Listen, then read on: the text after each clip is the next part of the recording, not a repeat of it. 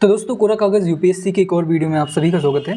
MPSI 2026 की तैयारी की तरफ हम अपना पहला कदम बढ़ाते हैं आज से। यहाँ पर हम कुछ जो मेन इंपॉर्टेंट सब्जेक्ट हैं जो कि आने ही आने हैं, या फिर जहाँ से कितना भी चेंज हो जाए सिलेबस, कितना भी पैटर्न चेंज हो जाए, यहाँ से क्वेश्चन अच्छा खासा लेवल के क्वेश्चंस यहाँ पर आपको देखने को मिलेंगे, चाहे वो 2026 में एग्ज़ाम हो, 2027 में, कभी भी हो। तो यहाँ पर हम क्या करने वाले हैं, आज हम पहला कदम बढ़ाएंगे हिस्ट्री की ओर।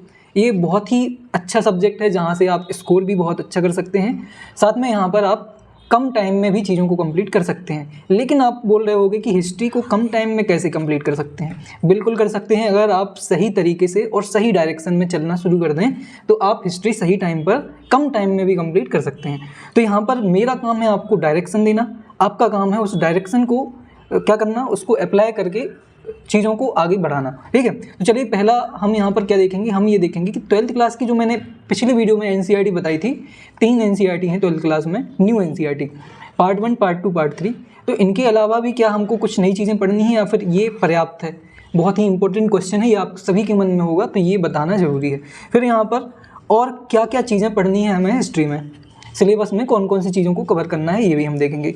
कहाँ से पढ़ना है, मोस्ट इंपॉर्टेंट बात, हमने क्योंकि एनसीईआरटी की बात की है, लेकिन आप सभी को पता है एनसीईआरटी जो न्यू एनसीईआरटी है उसमें कुछ कमियां हैं, उनकी भी हम यहाँ पर बात करेंगे। और साथ में कोरा कागज़ यूपीएससी का काम क्या है उस पर भी हम बात करेंगे। चलिए सबसे पहले 12th क्लास की एनसीईआरटी पर्याप्त है क्या? तो यहाँ पर ये बहुत ही बेसिक क्वेश्चन है, आप सभी के मन में होगा। इवन मुझे 1-2 मैसेजेस भी आए कि यहाँ से क्वेश्चंस देखने को नहीं मिलते, तो सही बात है। समटाइम्स क्या होता है, जो ये 3 बुक्स हैं ये बनाई गई हैं, जितनी भी न्यू एनसीईआरटी हैं वो बनाई गई हैं प्रैक्टिकल नॉलेज के लिए। प्रैक्टिकल नॉलेज का मतलब है पहले फैक्ट पे ज़्यादा ध्यान दिया जाता था कि कब क्या हुआ, किसने किया, इस पे ज़्यादा ध्यान होता था जब भी हिस्ट्री की बात होती थी। लेकिन इन 3 बुक्स में क्या किया गया है, इस पूरी परिपाटी को ही बदल दिया गया है। अब यहाँ पर केवल राजाओं को याद नहीं किया जाता है, इसमें जब भी आप एनसीईआरटी पढ़ेंगे ये वाली, तो यहाँ पर एक चीज़ देखेंगे कि यहाँ पर केवल राजाओं की बात नहीं होती है कि इस राजा ने ये किया था, उस राजा ने ये किया था, नहीं, यहाँ पर समाज के अलग अलग वर्गों की भी बात होती है।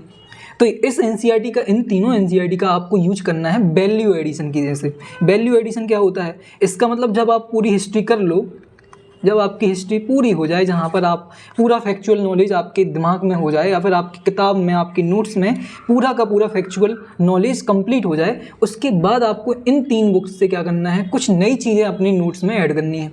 ठीक है, तो ये बात समझ में आई होगी आपको कि इन 3 बुक्स का यूज़ आपको करना है वैल्यू एडिशन के रूप में।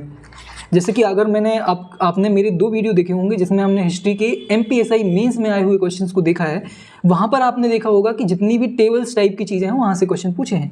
तो हम क्या करेंगे, हम इनको बाद में करेंगे। ठीक है, अभी शुरू कर सकते हैं, आप यहाँ से भी शुरू कर सकते हैं। कौन कर सकते हैं वो भी बताऊँगा, किनको ये बुक्स पढ़ना शुरू कर देनी है। तो चलिए सबसे पहले मैं यही बता देता हूँ आपको, अगर आपकी हिस्ट्री, बेसिक हिस्ट्री का नॉलेज आपके पास है, अगर आपको पता है एंशिएंट इंडिया में क्या पढ़ना है, मेडिवल में क्या पढ़ना है, फिर जो मॉडर्न इंडिया है उसमें आपको क्या चीज़ें पढ़नी है, या फिर आपने बढ़िया सिस्टमेटिक तरीके से हिस्ट्री को कभी ना कभी एक ना एक बार लूसेंट हो या फिर किसी भी बुक से कंप्लीट किया है, किसी भी बुक से XYZ, तो आपको ये 3 बुक्स पढ़ना शुरू कर देनी है। ठीक है, तो किसको ये 3 बुक्स पढ़ना शुरू करना है, जिनका पूरा नॉलेज है, जिनने कभी ना कभी हिस्ट्री को बहुत ही सीरियसली अच्छे से कंप्लीट किया है। उनको ये पता है कि मुग़ल काल में जो क्रोनोलॉजी है वो किस राजा की पहले कैसे क्या है, कौन से युद्ध पहले हुए हैं, ये बेसिक चीज़ें अगर आपको पता है तो आपको इन 3 बुक्स को पढ़ना शुरू कर देना है। अब किसको ये बुक्स नहीं पढ़नी है, जिसने कभी भी सिलेबस को देखा ही नहीं है, हिस्ट्री के सिलेबस को ढंग से अगर आपने नहीं पढ़ा है, उनको यही नहीं पता है कि हिस्ट्री में जब भी एंशिएंट हिस्ट्री की बात आएगी तो सबसे पहले आपको प्राग ऐतिहासिक काल पढ़ना पड़ेगा। सबसे पहले आपको प्राग ऐतिहासिक काल पढ़ना पड़ेगा, उसमें भी पूरा पाषाण काल पढ़ेंगे आप। जब पाषाण काल पढ़ेंगे तो उसमें 3 काल आ जाएंगे, पुरा पाषाण, मध्य पाषाण, फिर नवपाषाण। फिर इसके बाद आएगा आप ताम्र पाषाण काल आ जाएगा, फिर हड़प्पा सभ्यता आ जाएगी, फिर वैदिक पीरियड आएगा जिसको आयरन एज बोलते हैं। वैदिक पीरियड के बाद ऋग्वैदिक काल और उत्तर वैदिक काल इसी में आ जाएगा। फिर इसके बाद महाजनपद काल आएगा, महाजनपद काल के बाद मौर्य काल आएगा, मौर्य काल के बाद गुप्त काल आएगा, गुप्त काल के बाद, मतलब कुल मिला के क्रोनोलॉजी आपको पता है। अगर नहीं है पता तो सबसे पहले आपको ये वाला नॉलेज कंप्लीट करना है। इसका मतलब जिसको ये सारी चीज़ें पता है कि कौन सा सीक्वेंस कैसे है, उनको ये 3 बुक्स पढ़नी शुरू करनी है। जिनको बिल्कुल भी नहीं पता है तो आपको सबसे पहले कोई भी एक बुक उठा लेनी है, लूसेंट हो या फिर इन सभी के लिए मैं आपको बता देता हूँ, एक एनसीईआरटी, 2 एनसीईआरटी हैं एंशिएंट हिस्ट्री के लिए। RS शर्मा, ओल्ड NCERT बोलते हैं इसको, ओल्ड NCERT। अगर आपने MPPSC जैसे एग्ज़ाम्स की तैयारी की है या फिर UPSC एग्ज़ाम की तैयारी की है तो आपको इसकी इम्पोर्टेंस पता होगी, RS शर्मा की।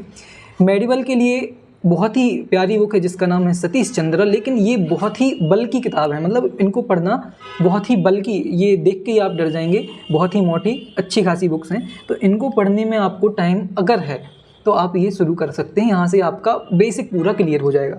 और मॉडर्न हिस्ट्री के लिए होती है स्पेक्ट्रम। लेकिन फिर वही बात आती है कि अगर आपको इतना ही सब करना है तो फिर तो MPSI मेंस की तैयारी होगी। तो यहाँ पर मेरा क्या प्लान है आपके लिए वो आप सुन लीजिए। हम क्या करेंगे, आपके लिए हिस्ट्री के जितने भी टॉपिक्स हैं उन टॉपिक्स को कंप्लीट करने के लिए टॉपिक वाइज नोट्स कंप्लीट कराएंगे। टॉपिक वाइज नोट्स में हम क्या क्या चीज़ें ऐड करेंगे, हम यहाँ पर NCERT जिसमें कि ओल्ड NCERT से लेके 6th to 12th क्लास की जितनी भी NCERTs हैं उन सभी के इम्पोर्टेंट फैक्ट्स को एक ही PDF में ऐड कर देंगे। फॉर एग्जांपल अगर हम मौर्यकाल पढ़ते हैं, ठीक है, तो मौर्यकाल आपको कहाँ कहाँ पढ़ने मिलता है, आपको पढ़ने मिलता है 6th क्लास की NCERT में, 11th क्लास की ओल्ड NCERT में जिसको हम बोलते हैं RS शर्मा। इसके बाद आपको फिर से वहाँ पर कहाँ पढ़ने मिलेगी, ये आपको शायद 12th क्लास में भी पढ़ने को मिलेगी, ठीक है, 9th में भी शायद है, जहाँ तक अगर नहीं है तो वो आप। तो यहाँ पर हम क्या करेंगे, 11th जितनी भी टॉपिक मौर्यकाल से जितनी भी NCERT में जो भी कंटेंट हैं उसके इंपॉर्टेंट फैक्ट्स को एक ही PDF में ऐड कर देंगे। यहाँ पर आपका पूरा काम बच गया। आपको ना तो NCERT पढ़नी है, ना तो आपको फिर उसके बाद लूसेंट पढ़नी है, आपको कुछ नहीं करना है, बस मेरे नोट्स को कंप्लीट करना है, ठीक है। तो ये मेरा प्लान है आपके लिए। और अगर आपको ये नहीं करना है तो आप क्या कर सकते हैं, आप NCERT पढ़िए, कोई भी एक बुक जो कि आपने कभी भी हिस्ट्री के लिए फॉलो की हो, लूसेंट हो या फिर कोई भी, मुझे नहीं पता है और कौन सी बुक्स हैं, मैंने NCERT से ही कंप्लीट किया है तो मैं उन्हीं को फॉलो करता हूँ, उन्हीं को सब कुछ मानता हूँ, ठीक है।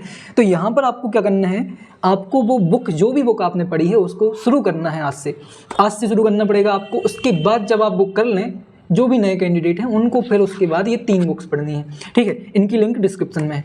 इसके अलावा मैं क्या कराऊंगा, आपके लिए नोट्स प्रोवाइड कराऊंगा, टॉपिक वाइज टेस्ट सीरीज। जैसे ही आपका गुप्तकाल कंप्लीट होता है आपको क्या करना है, गुप्तकाल के जितने भी MCQs, जो भी UPSC PYQs से लेके UPSC CAPF MPPSC जितने भी एग्ज़ाम हैं उनकी PYQs मिल जाएंगे आपको मेरी वेबसाइट पे। तो यहाँ पर हम क्या करेंगे, मैं आपको नोट्स प्रोवाइड कराऊंगा, आपको नोट्स पढ़ने हैं, कंप्लीट करने हैं, उसके बाद आपको क्या करना है, टॉपिक वाइज टेस्ट सीरीज़ जो भी है वो आपको लगा के अपने एक टॉपिक को कंप्लीट कर लेना। ये मेरा स्टडी प्लान है। इसके अलावा मैं आपको डेली एंड ज़रूरत पड़ी तो वीकली स्टडी प्लान भी हम अपने पेड टेलीग्राम ग्रुप पर चलाने वाले हैं। इसके अलावा PYQs आप देख ही रहे होंगे, यूट्यूब पर आपको क्लासेस मिलती रहेंगी। साथ में अगर ज़रूरत पड़ी तो हम NCERT की जितनी भी नोट्स हैं या फिर क्लासेस हैं उनकी भी यहाँ पर यूट्यूब पर क्लासेस कंप्लीट कराने की कोशिश करेंगे। तो ये रहा मेरा स्टडी प्लान जो कि मैं आपके लिए बता रहा हूँ, या फिर आपको फॉलो करना चाहिए अगर करना चाहते हैं तो। बहुत ही जल्द 1-2 दिन में आपको हमारा एक नया पेड टेलीग्राम ग्रुप देखने को मिल जाएगा। इसमें हम पूरी टारगेटेड स्टडी करेंगे, पूरे MPSI, मतलब आज से लेके जब भी वो हमारा टेलीग्राम ग्रुप आएगा उस दिन से हम आपके एग्ज़ाम डेट तक और एग्ज़ाम डेट के बाद तक हम क्या करेंगे, पूरी की पूरी चीज़ें एक ही जगह पे प्रोवाइड कराने वाले हैं। इसका मतलब ऑल इन वन वो ग्रुप रहने वाला है, चाहे आपका प्रीलिम्स हो चाहे आपका मेंस हो, अगर मेंस ना हो सेम डे पर हो, जैसा भी होगा, हम केवल एक ही पेड ग्रुप में आपको सारी की सारी चीज़ें प्रोवाइड कराने वाले हैं। तो ये पूरे की पूरी चीज़ है। बहुत ही जल्द आपको फीस स्ट्रक्चर वगैरह पता चल जाएगा और ये हमारा स्टडी प्लान है। इसके अलावा जुड़े रहिए कोरा कागज़ UPSC पर और जितने जल्दी हो सके इस टेलीग्राम चैनल को कोरा कागज़ UPSC को ज्वाइन कर लीजिए, सब्सक्राइब कर लीजिए और जुड़े रहिए कोरा कागज़ UPSC पर। हम ऐसी वीडियोज़ लाते रहेंगे। तो मिलते हैं अगली वीडियो में, पढ़ते रहिए, ध्यान रखना। थैंक यू सो मच, धन्यवाद। जय हिंद, जय भारत। कमेंट करके ज़रूर बताएं आपके क्या सजेशन है या फिर कोई डाउट है आपके मन में तो वो भी ज़रूर बताएं। तो जुड़े रहिए, मिलते हैं अगली वीडियो में, धन्यवाद।